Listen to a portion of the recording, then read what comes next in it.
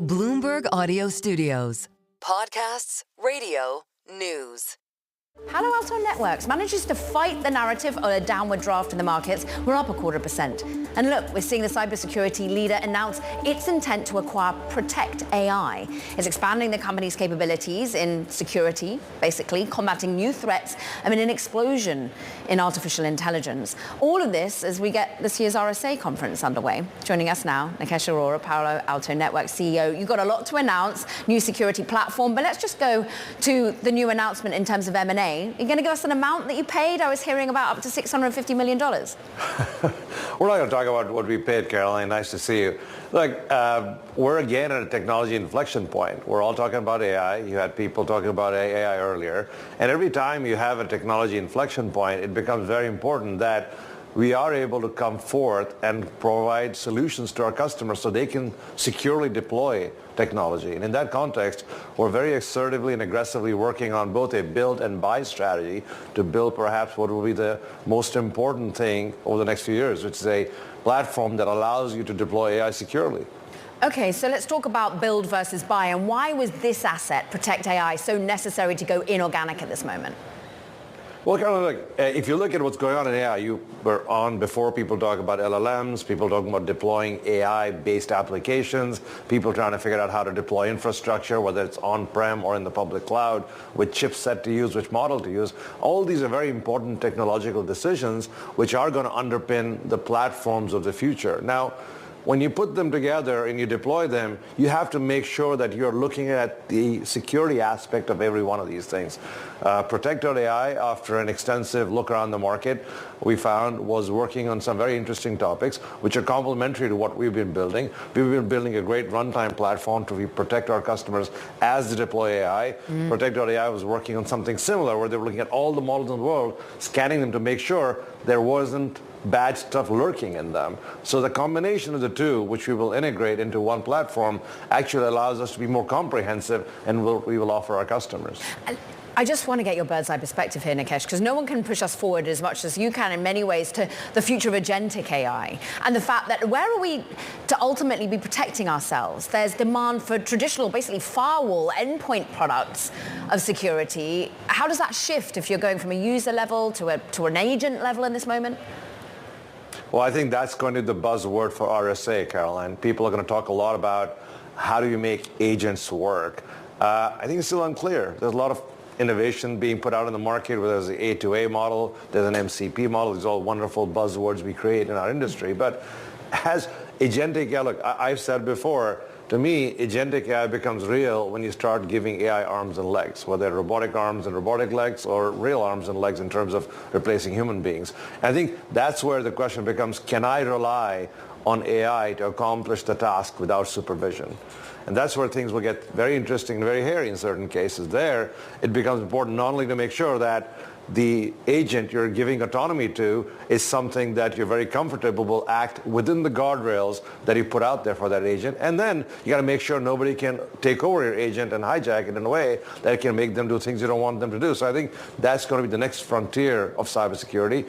As we get AI deployed in multiple places, how do we give autonomous control to these agents? How do we give them agency effectively? And I can't wait for that world to happen, but it's going to be a whole new set of opportunities that will open up for us. And look, there are a lot of names trying to make the most of this opportunity. A lot of them are the hyperscalers. A lot of them, in many ways, become your competitors as they add their own security offerings. Where do you sit in this whole frenemy environment?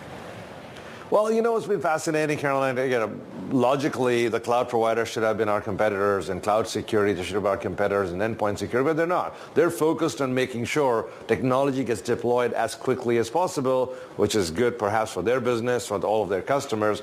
Our job is to make sure that we stay in lockstep with them and work with our customers to make sure they can deploy technology in a secure fashion. Let's be fair. If our customers have comfort that when they deploy AI, when they give autonomous control to AI to do sort of repetitive tasks or interesting tasks, it can be done securely. The moment we can provide the underpinning of trust, the underpinning of reliability, the fact that if you deploy with Palo Alto Networks, there is a very high probability that it's going to be much safer than anything else, I think that's where the winning combination happens. So I don't see this as sort of a competitive environment for now with the hyperscalers. I see it as an opportunity for us to work together and make sure we accelerate the adoption of this technology as opposed to have our customers be confused which way to go. I mean, you used to work at Google. You host your products on Google Cloud. How do you feel about their big splashy deal for Wiz?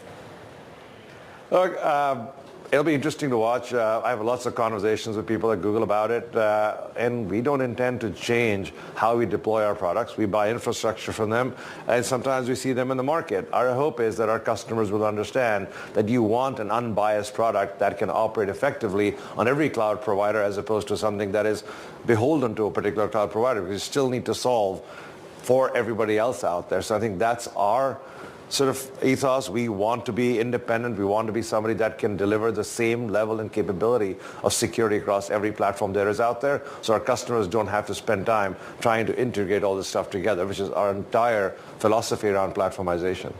I love following what you're doing in terms of platform offerings, products, what you're doing in terms of, well, the latest M&A, but I also love following you on social. And perhaps, whether you wanted to or not, you were involved in the AI debate about whether we were going to get as much CapEx spend, whether infrastructure is reality versus hype.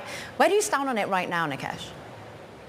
Look, I think if you look around you, everybody is getting ready for a very large adoption of AI scenario, because you see tens of billions of dollars being committed by people in terms of building infrastructure. I think that's right. I think we may get the sort of the timing not perfect. You may build too much before it's all consumed, but I think it's headed in the right direction. I think short term, in this 12 to 24 month time frame, you could see that a lot of the investment that's going is going towards innovation. I say make a smarter model, make robotics work. So you need a lot of power, you need a lot of compute to get to a place where these models become extremely useful.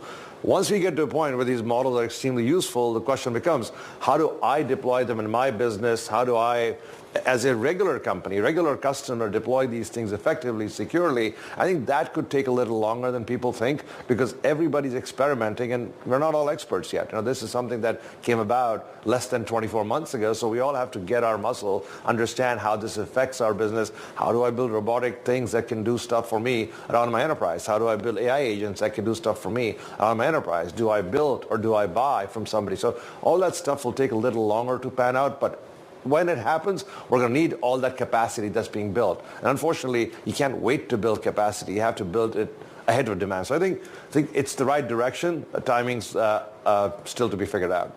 Well, thanks for sharing your expertise across all the subjects and the deal news. Nikesh Arora, go enjoy RSA. We thank you, Palo Alto Networks CEO.